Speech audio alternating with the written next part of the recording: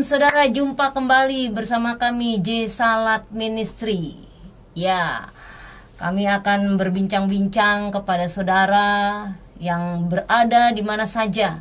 Dan lewat tayangan ini saya berharap saudara diberkati, yang sakit diberikan kesembuhan di dalam nama Yesus, yang berbeban berat dan terikat dilepaskan, dibebaskan. Mari kita bersama-sama memberitakan kabar baik. Nah, pada saat ini di hadapan saya juga ada kedatangan tamu yang luar biasa, Bapak Muhammad Ilyas Syam ya. Wow, luar biasa. Nah, ini kalau dengar-dengar namanya ini pasti Bapak dulunya Muslim ya Pak ya? Ya, Muslim. Saudaraku, ada banyak berkat yang akan beliau sampaikan, dan persiapkan hati saudara untuk menerima berkat Tuhan itu melalui kesaksian hambanya, pengajaran yang akan dia berikan. Ya, mari Bapak Ilyas silakan menyapa dulu saudara kita semua. Shalom. Shalom. Salam sejahtera untuk kita semua. Saya ingin berbagi kesaksian pengalaman iman, bagaimana saya diubah oleh Tuhan Yesus, dipindahkan dari gelap kepada yang terang. Nah, malam hari ini saya akan memberikan kesaksian saya untuk saudara sekalian, kiranya menjadi berkat bagi kita semua. Tuhan Yesus memberkati. Amin. Haleluya. Haleluya. Pak Ilyas, saya mau tanya nih, Bapak dulu dari beragama yang notabene istilahnya sangat sekali anti dengan nama Yesus ya. Yeah. Jangankan ikut Yesusnya, dengar namanya saja sudah alergi, ya kan? Nah, kami mau tahu nih Pak, bagaimana ceritanya kok Bapak bisa pindah keyakinan gitu ya, dari dulu agamanya yang taat, pasti sholatnya juga taat Pak, nggak pernah bolong ya. Nah, kok bisa Bapak tuh pindah gitu? Kok sekarang nih percaya kepada Isa Al-Masih? Itu gimana Pak? Ya. Baik, Pak, saya akan menceritakan dari awal.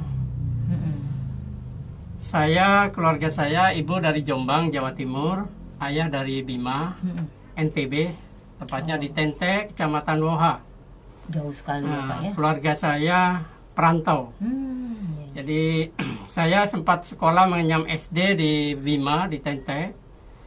Lalu pada usia 8 atau 7 tahun kami merantau ke Jawa Timur, daerah Jawa Timur, di daerah Lekemar, Pasuruan. Ada 3 tempat kami di sana. Nah, selanjutnya ke daerah Purbalingga, di Bukateja.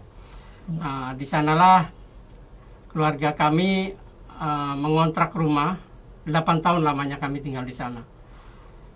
Di usia saya, usia remaja ya, umur 16 tahunan lah waktu itu. Ya, karena keluarga kami adalah keluarga memang yang ketat dalam syariat Islam, jadi saya juga ketat dalam menjalankan syariat Islam. Jadi kebetulan di Bukateja itu saya memegang mengajar anak-anak yang pra-remaja. Jadi mereka memulai untuk belajar sholat, bacaan-bacaan sholat, itu bagian saya. Jadi membaca huruf-huruf hijaiyah, nanti ikhroh gitu ya. Jadi mereka ada beberapa anak-anak juga termasuk adik saya 2 yang saya ajar juga di musola ya, di langgar, kalau di sana itu namanya langgar. Iya. Ya, di sana saya mengajar, biasalah kalau orang mau belajar ngaji kan pertama dia mau bisa bacaan sholat, dia harus bisa baca huruf hijaiyah. Alif, ba, ta, sa, jim, ha, ho, zal, ro, ja, sin, swin, sod, dot, to, do, ain, goin, wakof, kaf, lam, min, nun, mau, ha, lam, alif, ambia, ya. Waduh. Jadi itu harus dihafal. Kalau sampai nggak hafal, tangannya ditaruh di meja, saya cepret pakai, bukan lidi namanya ya, jadi bambu seperti lidi gitu, tapi sakit kalau kena jari. Tuh, jadi beberapa kali mereka harus menghafal itu. Setelah menghafal baru mereka harus belajar baca ikhro. Nah, setelah itu saya juga mengajar mengawali sholat, misalkan sholat maghrib, sholat isya, sholat subuh, sholat asar, duhur ya, ada bacaannya. Misalkan kalau sholat zuhur itu kan 4 rakaat ya. Jadi usolli fardu duhri arba'a rakaatin mustaqbilal qiblati adaan lillahi ta'ala. Allah. Itu bacaan-bacaan awal saya ajarkan. Kalau yang 2 rakaat itu kan subuh misalkan ya. Usolli fardu subhi rakaataini mustaqbilal qiblati adaan lillahi ta'ala. Kalau sholat maghrib itu biasanya kan 3 rakaat ya. Itu salat sah. Jadi usolli fardu maghribi salat sah rakaatin mustaqbilal qiblati adaan lillahi ta'ala. Jadi karena 3 rakaat jadi salat sah. Oh gitu. Ya, jadi mengajarkan itu memulai mengajarkan sholat, surat Al-Fatihah dan selanjutnya surat-surat pendek seperti At-Takasur, surat An-Nas, surat Al-Falaq, banyak. Wah. Jadi dari proses sembahyangnya sendiri juga kita mengajarkan anak, terutama bacaan-bacaan at-tahiyat itu kan ada 2 macam ya, at-tahiyat awal, at-tahiyat akhir. Itu bacaannya hampir sama. Sebenarnya doa tahiyat itu doa sholawat karena ada kalimat Allahumma sholli ala sayyidina Muhammad kan gitu. Iya. Jadi kita mengajarkan at-tahiyatul mubarakatuh shalawatus thayyibatul lillah. Assalamualaikum ayyuhan nabi terus gitu ya. Saya hafal tuh Pak. Iya, itu doa yang anak-anak itu paling sulit dulu saya ajarkan ya. Termasuk adik-adik saya kalau nggak sholat itu langsung saya tampar, tendangin sampai dia nangis gitu. Karena jangan sampai ini dosanya nanti orang tua yang tanggung gitu kan. Gitu ya Pak ya. Jadi mengajarkan anak-anak remaja yang mereka memulai sholat. Jadi itu. Nah, tahun 84 ibu saya bersalin melahirkan anak, yaitu adik saya yang paling bontot. Namanya Effendi. Sebenarnya Sugeng Effendi ya, karena yang menolong adalah seorang penginjil. Waktu itu ibu saya kekurangan darah, dirawat di Rumah Sakit Trenggiling Purbalingga. Jadi yang membantu perawatan itu Bapak Sugeng Prayoga. Nah, Bapak Sugeng Prayoga ini seorang Kristiani. Jadi saya agak kaget karena saya sebelumnya itu sama orang Kristen itu anti banget gitu. Ya. Apalagi kalau ngeliat anjing itu pengen saya buru, saya matiin, saya lemparin gitu sama teman-teman gitu. Jadi karena saya sering ya, artinya sering melakukan hal-hal yang menzolimi mereka gitu ya. Kadang kalau kita malam-malam gitu jalan sama teman-teman gitu suka ngelemparin toko-toko Cina gitu ya, sama teman-teman gitu ya. Jadi anjingnya keluar gitu ya. Sering kita lakukan seperti itu. Jadi ada rasa gimana ya? Saya seperti merasa benar gitu loh.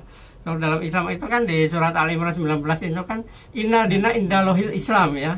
Sungguhnya agama yang benar di sisi Allah adalah Islam. Jadi itu menjadi satu dogma yang kuat dalam diri saya. Sehingga saya menganggap agama lain ini nggak ada yang benar. Makanya dikatakan di luar Islam kafir kan gitu ya, apalagi orang Kristen gitu ya. Jadi itu akhirnya timbullah rasa untuk menzolimi mereka gitu loh. Karena rasa nggak suka, karena rasa benci, karena apa gitu ya. Itu yang saya lakukan, sering saya lakukan. Nah, ketika saya ketemu dengan Pak Sugeng Prayoga ini, beliau ini mendonorkan darahnya karena sebelumnya kami juga sudah mencari darah orang-orang, nggak ada yang sama darah O. Udah puluhan orang kita habis biaya sampai ngadain radio gitu, ngadain sepeda gitu loh, hanya untuk mencari darah O. Di PMI nggak ada, dan kita mendatangkan orang-orang. Zaman dulu tahun 84 itu kan susah ya. Orang, kamu darahnya apa? Dia nggak tahu kan, harus bawa ke PMI dulu. PMI cek. Nah, pas nyampe sana nggak ada yang cocok satupun. Puluhan orang sudah kita bawa, kita pakai ongkos, kita kasih makan. Saya harus mengeluarkan biaya, orang tua mengeluarkan biaya gitu ya. Nah, tiba-tiba kakak saya yang sedang mencari darah di PMI daerah Banjarnegara, Wonosobo. Jadi itu dari Bukateja itu bisa langsung ke Banjarnegara, Wonosobo mencari. Tapi nggak dapet juga, sampai pulang itu dia nangis di bis, dan di sebelahnya itu ada Pak Sugeng Prayoga, penginjil ini. Kakak saya tahu kalau dia penginjil karena memang kenalan. Saya penginjil, saya seorang Nasrani, karena memang bawa Alkitab, bawa buku-buku gitu ya. Jadi dia menangis, kakak saya waktu itu, dan Pak Sugeng Prayoga ini, Mbak ada apa? Kok kelihatannya bersedih gitu loh. Ibu saya Pak sedang koma, kekurangan darah, habis bersalin melahirkan adik saya gitu. Sekarang di mana? Di Rumah Sakit Trenggiling Purbalingga. Nah, oh barangkali darah saya cocok kali ya. Nah akhirnya Pak Sugeng Prayoga dibawa langsung ke PMI sama kakak saya. Dan puji Tuhan Di sana dia dicek, oh ini benar darahnya O. Oh langsung diambil darah saat itu juga. Ya, Tuhan tolong. Ini ajaib sekali. Kita mendatangkan orang banyak, nggak ada yang cocok Pok darahnya, nggak ada yang O. Nah setelah ketemu Pak Sugeng Prayoga ini kok bisa pas darahnya O. Nah akhirnya diambillah darah.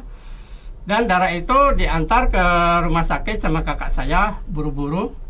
Nah setelah itu saya dari rumah sakit suruh menjemput Pak Sugeng Prayoga yang pada waktu itu ada di apotek untuk menebus obat-obatan resep.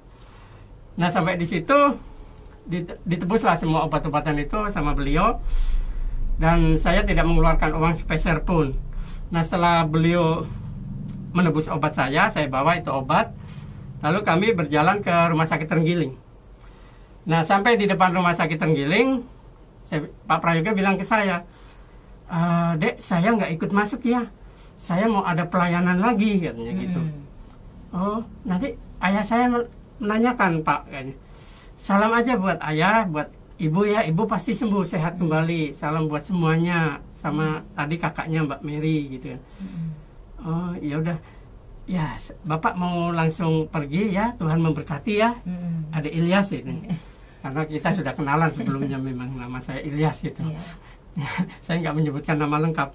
Nah setelah itu beliau nyebrang, saya liatin aja. Saya liatin kan dulu di depan rumah sakit itu memang banyak dokar ya, becak gitu, transportasi. Nah ketika beliau nyebrang itu ketutup dengan dokar. Saya pikir naik dokar, tapi kan nggak mungkin kan, dokarnya nggak berhenti. Nah setelah dokarnya sudah berlalu, itu nggak kelihatan, udah nggak ada Pak Sugeng Prayoga. Ini kemana ya tadi? Nah saya udah nggak terlalu banyak pikir lah itu. Nah terus saya kembali ke rumah sakit untuk mengantarkan obat, ditanya juga sama ayah sama kakak saya. Saya ceritakan apa adanya, beliau katanya ada pelayanan gitu. Saya nggak tahu pelayanan apa gitu.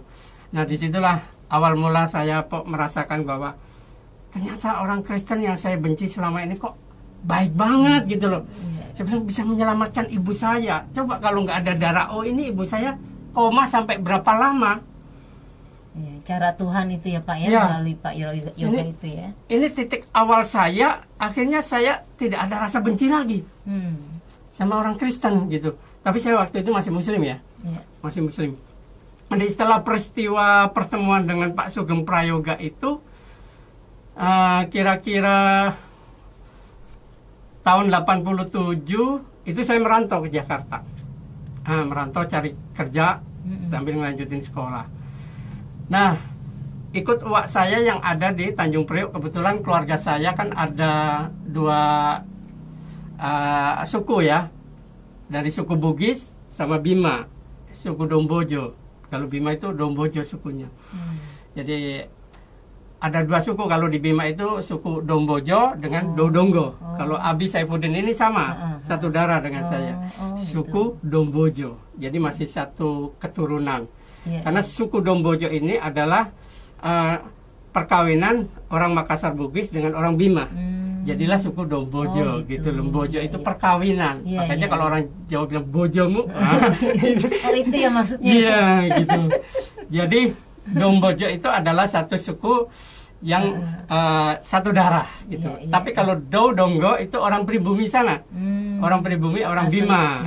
Mereka tinggalnya jarang di kota-kota, di gunung-gunung. Gitu. Kalau di Jakarta mungkin orang Betawi gitu kali ya. Itu. Pelosok ya. Ya, jadi saya ikut keluarga yang dari Bugis di Tanjung Priok. Beliau bekerja sebagai juragan ikan gitu ya, beli ikan, jual ikan di pasar ikan, pelele ikan di Muara Baru, pasar ikan. Saya ikut bekerja di sana. Nah, tapi saya masih menjalankan sholat masih ya, karena itu baru titik awal gitu ya. Saya melihat ada orang Kristen yang saya benci selama ini ternyata baik gitu ya. Dan saya akhirnya rasa benci itu hilang dalam diri saya. Nah itu sampai di Tanjung Priok saya bekerja. Singkat cerita tahun 88 saya mengalami sakit. Karena kerja di pasar ikan saya banyak minum dulu, minuman keras ya banyak ya saya konsumsi. Karena pengaruh dari teman-teman juga yang kerja di sana. Saya hampir pagi itu kalau mau berangkat ke Muara Baru itu minumnya KTI. Apa itu kata ibu? Anggur ketan hitam. Nah, saya kalau nggak ada minum itu, saya nggak kerja. Karena itu buat mental ya, strong. Supaya kuat langsung mata merah kalau udah nyampe sana. Itu saya nggak tahu ya. Ini udah pengaruh dari teman itu udah luar biasa ke saya. Tapi saya tetap menjalankan sholat, tetap. Saya paling tekun, paling aktif sholat lah. Jalan terus, mabok jalan terus. Ya, mabok. Jadi ya itu saya nggak tahu ya ini. Saya ya maaf kata Pak ya, di sana ada satu tempat namanya Kramat Tungga. Nah itu saya sering diajak teman ke sana, joget-joget, minum-minum. Waduh, walaupun dibayarin juga gitu ya, karena mereka kan punya uang gitu ya. Ya saya ikut aja gitu ya, ikut aja ya, namanya sudah pergaulan, udah pengaruh. Dugem ya? Ya dugem, saya pengaruh. Nah saya setelah ikut saya sakit mah kronis. Ya nggak tahu usus saya seperti apa kata dokter ketika saya periksa. Sangat memprihatinkan sekali, saya kurus, lemah gitu ya. Kayaknya tinggal menghitung waktu, mungkin ya umur saya ya. Nah, ketika itu saya periksa berapa kali ke klinik, saya periksa lagi, tapi obat-obat yang saya minum tidak ada perubahan sama sekali di tubuh saya. Nah, waktu malam hari itulah saya mencoba untuk merenung, Tuhan, saya tidak akan minum obat ini lagi, tapi saya mau berdoa kepada Tuhannya orang Kristen, Yesus. Yesus, kalau engkau memang Tuhan, tentu Tuhannya untuk semua orang. Saya percaya bahwa Isa Al-Masih adalah Nabi yang memiliki banyak mujizat. Ya, karena di Quran juga ada ya Pak, ada mujizat Nabi Isa. Dia bisa menghidupkan orang mati, membuat burung dari tanah, penyakit-penyakit sopa, dia sembuhkan. Nah itulah yang saya ingat. Nah akhirnya saya doa pertama itu ya seperti itu doa saya, seperti kayak orang kesal, kayak orang putus asa gitu ya. Saya bilang, Yesus, kalau memang Engkau Tuhan, sembuhkan aku. Kalau aku sembuh, aku berjanji akan ikut Engkau dan aku ingin menjadi penginjil seperti Pak Sugeng Prayoga. Haleluya, mantap nih. Itu Bapak. doa pertama, nazar saya sekaligus. Nah, luar biasa. Setelah doa itu, itulah mujizat pertama yang mengubah saya. Ya mungkin itu cara Tuhan ya, ini orang kok nggak ikut-ikut saya gitu kan. Nah akhirnya pagi hari badan saya terasa enak, tidak ada keluhan sakit, lemas nggak ada.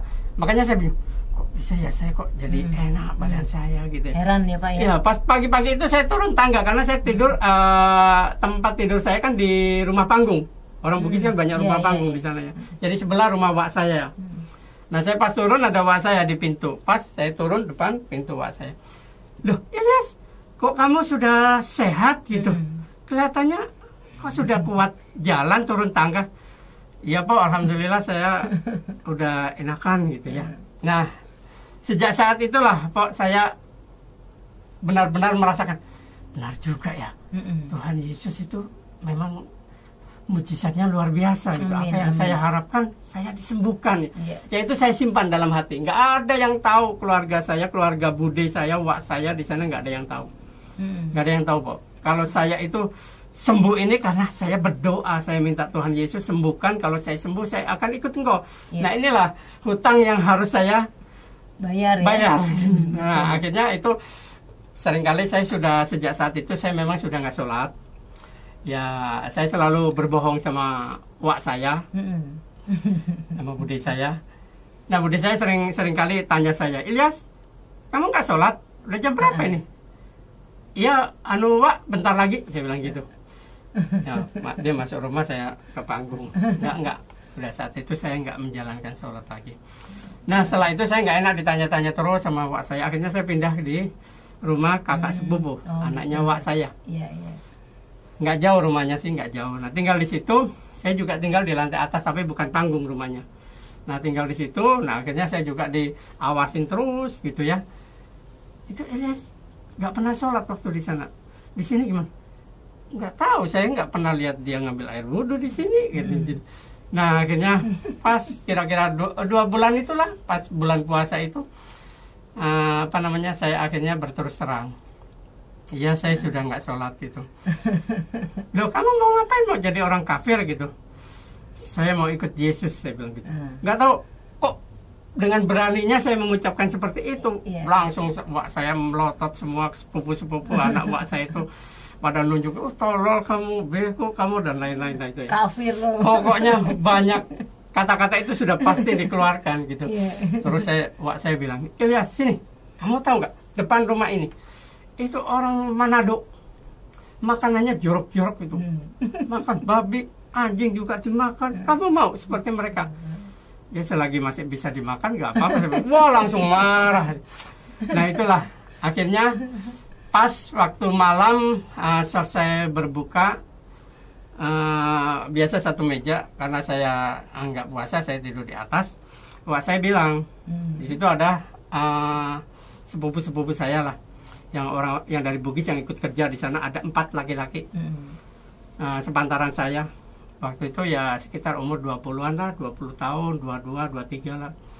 Nah, wah saya bilang habis selesai buka ini, pada tahu nggak nih, Ilyas, kan sekarang udah jadi kafir katanya gitu. Nah itu ngomongnya lantang, saya dengar di atas, saya dengerin aja.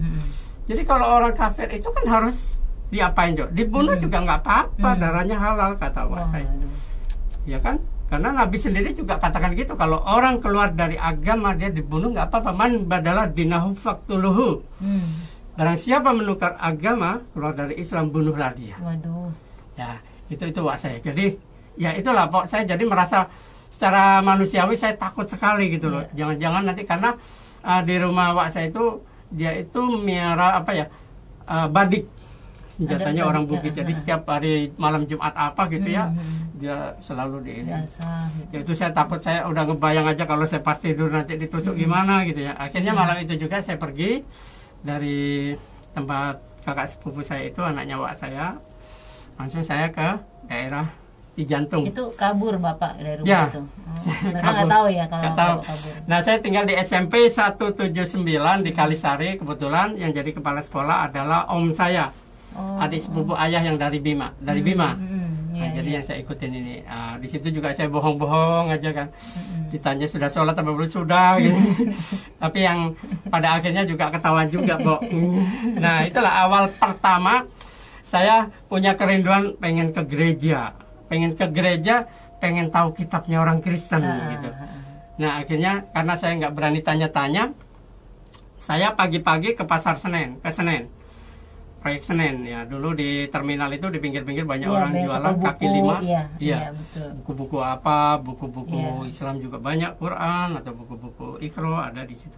Saya ke sana, kira-kira pagi-pagi saya ke Senen, saya beli buku Alkitab. Tapi susah nyarinya Pak. Pas saya di situ, saya liatin kok ini jualannya buku-buku Islam semua gitu ya pas.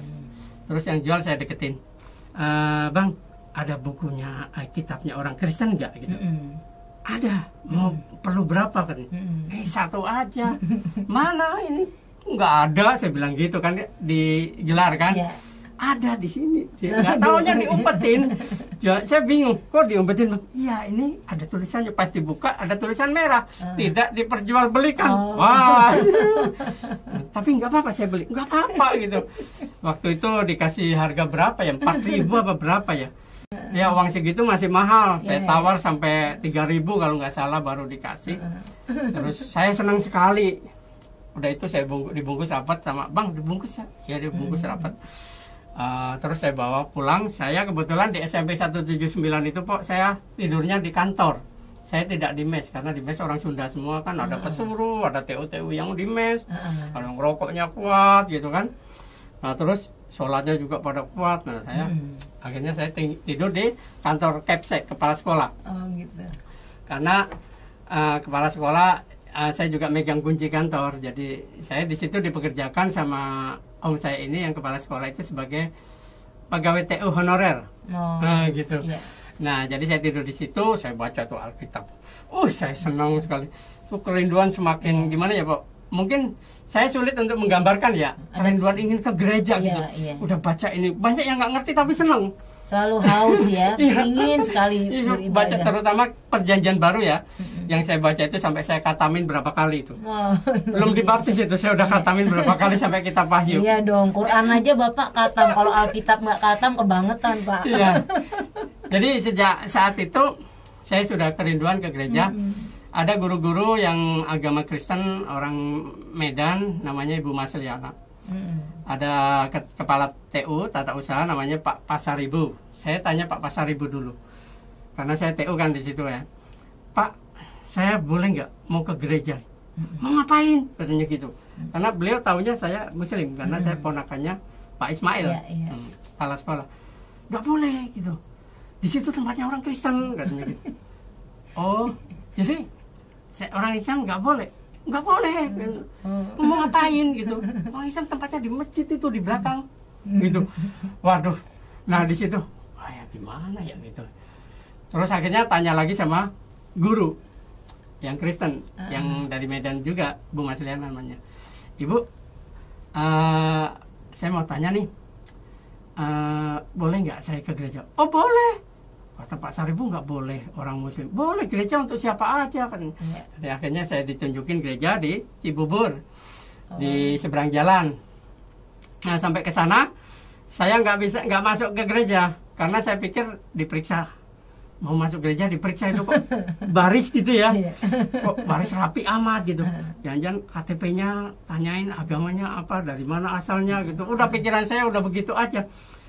Ternyata saya tanya lagi sama Bu Masliana, itu sudah 3 kali Pok saya alami. Saya nggak bisa masuk gereja. Saya hanya nongkrong aja depan gereja, jauh ya jaraknya. Karena takut ditanya-tanya ya, lagi ya. Takut itu aja, karena setiap masuk kok ada petugas, terus ngasih apa, kok lama gitu ya.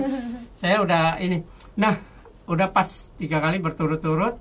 Nah, saya bilang lagi sama Bu Masliana, Bu, itu kalau mau masuk gereja diperiksa ya? Enggak, diperiksa apa? Kok itu banyak, itu baris satu-satu kan? Enggak, memang begitu aturannya. Nanti kamu diucapin di situ shalom, selamat pagi gitu. Nah, terus dikasih warta, disalamin, silakan masuk. Oh, enggak ditanya KTP atau agama apa? Enggak katanya. Nah, akhirnya minggu berikutnya yang keempat itulah saya memberanikan diri untuk masuk. Memang ternyata saya agak deg-degan juga pas saya pengennya paling belakang, tapi di belakang saya ada lagi makin panjang. Nah pas sampai itu pintu gereja salaman nih sama petugasnya, majelis mungkin ya. Nah pas salaman, shalom, selamat pagi. Saya nggak ngerti shalom apa kan gitu. Pagi gitu. Nah akhirnya dikasih warta, disalamin, saya akan masuk.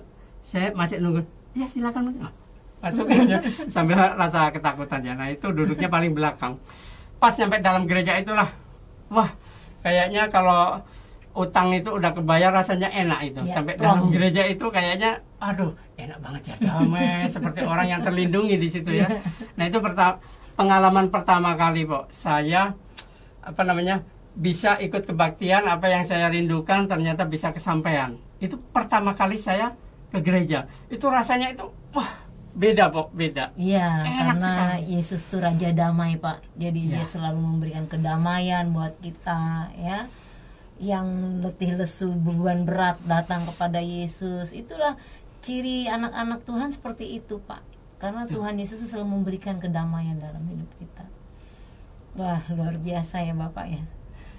Jadi memang jadi orang-orang baru yang pengikut Kristus itu nggak mudah Pok.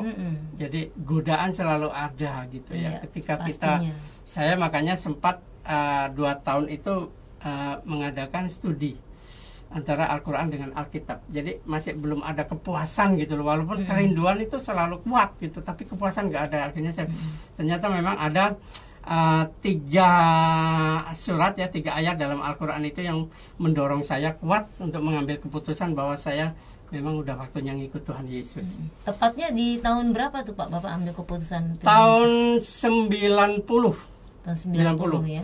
Jadi 88 sampai 90 itu saya proses sampai saya mengadakan perbandingan. Ternyata memang jadi antara itu tadi surat Al-Imran ayat 45, surat Maryam 33 dan surat Al-Maidah 46. Di surat Al-Imran 45 itu Iskolatil malaikatu ya Maryamu innallaha yubasiruki bi kalimatin mim usmuhul masihu Isa ibnu Maryama wajihan fid dunya wal akhiru wa minal muqarrabin.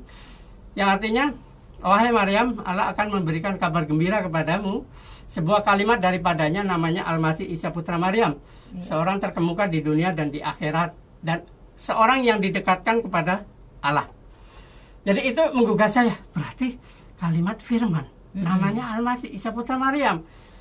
Jadi kok sama ya di sini di Yohanes 1 ayat 14 firman menjadi manusia. Nah, itu menguatkan saya kok, menguatkan saya. Jadi 3 ayat ini menjadi satu menguatkan saya, menjadi kekuatan buat saya, mendorong saya untuk lebih dekat lagi ya. Iya, di surat Maryam 33 juga wassalamu alayya yauma wulitu wa yauma amutu wa yauma abtu haya. Jadi kesejahteraan kata Isa Al-Masih ada padaku saat aku dilahirkan, saat aku wafat, saat aku dibangkitkan hidup kembali. Abtu haya. Jadi itu menjadi satu kekuatan buat saya. Oh, ternyata memang Isa mati. Ya, ternyata memang mati, bangkit, hidup kembali. Sama yang di Injil. Jadi itu menjadi iman saya. Dan yang ketiga adalah surat Al-Maidah 4:6. Itu Injil adalah petunjuk dan cahaya. Itu jelas sekali dikatakan wa khufaina ala asarihim bi Isa bin Maryama musaddiqan lima baina yadayhi minat taurati wa atainahul injila fihi hudaw wa nuru. Jadi di situ Allah berfirman, aku meneruskan kepadamu, hai Isa, ya, membenarkan kitab sebelummu, yaitu Taurat. Dan aku memberikan kepadamu, Isa, kitab Injil. Di dalamnya ada petunjuk dan cahaya. Fihi hudaw wa nuru, cahaya. Jadi di situ menjadi kekuatan. Kok bukan Quran ya yang petunjuk dan cahaya gitu ya.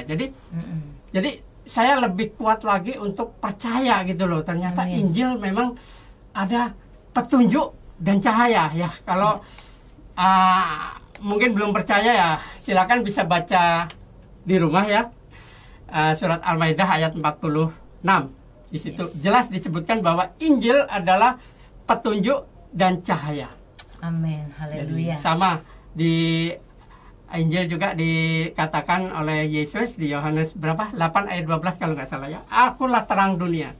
Barang siapa mengikut aku, dia tidak akan berada dalam kegelapan. Jadi itu yang menjadi pegangan saya kuat. Jadi saya tidak hanya percaya Injil, tapi di Al-Quran juga saya imani, karena itu mendorong saya untuk percaya kepada Isa Al-Masih, Yesus Kristus sebagai Tuhan dan Juru Selamat saya. Amin, haleluya. Wow, dahsyat, luar biasa. Tuh, mau kemana lagi? Mau cari Tuhan yang gimana lagi ya? Dia itu hidup. Yesus itu benar-benar ada. Nah, kalau saudara mau menerima Tuhan Yesus, menerima Isa Al-Masih itu, ayo silakan saudara boleh tantang dia seperti tadi Pak Ilyas katakan, hai Isa Al-Masih, atau orang Tuhannya orang Kristen, tunjukin kepada saya, silakan, karena Yesus hidup, jadi dia tahu apa yang menjadi kebutuhan saudara. Dan saya percaya lewat kesaksian Bapak Ilyas pada saat ini sungguh memberkati kita. Dan bagi saudara-saudara yang belum menerima Isa Al-Masih, Yesus Juru Selamat, nah saudara harus miliki itu ya. Caranya, cari, berdoa, minta. Cara Tuhan untuk memanggil saudara banyak sekali ya, yang tidak pernah kita pikirkan. Karena apa? Kekristenan itu bukan suatu agama ya, yang memaksa orang untuk ikut, untuk percaya kepada Yesus. Tidak saudara, tapi kekristenan itu adalah anugerah yang Tuhan berikan. Terima kasih saudaraku yang kekasih. Demikian kesaksian dari Bapak Muhammad Ilyas Syam. Dan kiranya Tuhan Yesus senantiasa memberkati saudara sekalian. Saudara mau tahu kelanjutannya bagaimana Pak Ilyas menjadi hambanya yang luar biasa, melayani, menginjil ya Pak ya? Saksikan tayangan kami berikutnya di J Salat Ministry. Shalom, Tuhan Yesus memberkati. Tuhan Yesus memberkati.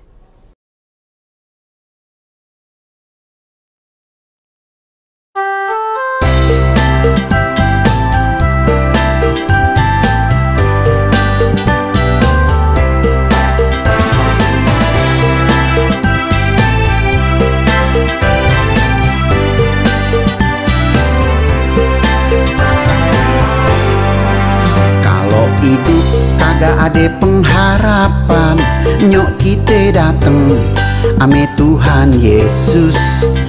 Kalau masa depan kita rasa surem, nyok kita dateng ame Tuhan Yesus. hidup rasanya bebannya berat, nyok kita dateng ame Tuhan Yesus. Kalau ada masalah jalannya buntu, nyok kita dateng ame Tuhan Yesus.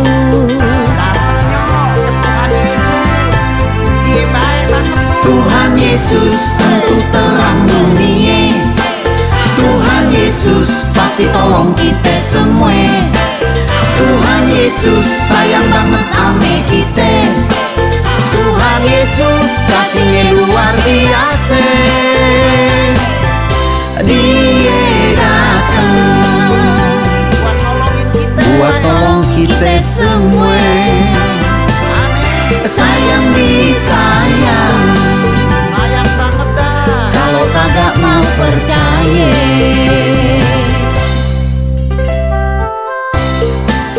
Tuhan Yesus bilang Dia datang untuk kasih hidup sama manusia, dan setiap orang yang percaya dapat hidup yang berkelimpahan. Haleluya. Kalau hidup kagak ada pengharapan, nyok kita dateng ame Tuhan Yesus. Kalau masa depan kita rasa surem, nyok kita dateng ame Tuhan Yesus. Kalau hidup rasanya bebannya berat, nyok kita dateng ame Tuhan Yesus. Kalau ada masalah jalannya buntu, nyok kita dateng ame Tuhan Yesus.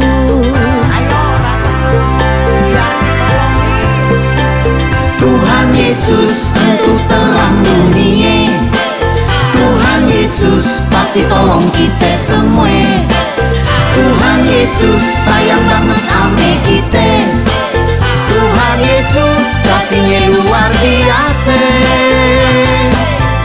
Dia datang buat tolong kita semua. Sayang disayang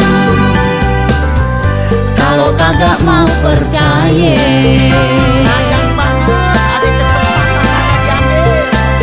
Tuhan Yesus untuk terang dunia. Tuhan Yesus pasti tolong kita semua. Tuhan Yesus sayang banget ame kita. Tuhan Yesus kasihnya luar biasa. Dia datang buat tolong kita semua. Sayang disayang kalau kagak mau percaya. Dia datang buat tolong kita semua. Sayang disayang kalau kagak mau percaya. Kalau kagak mau percaya. Kalau kagak mau percaya.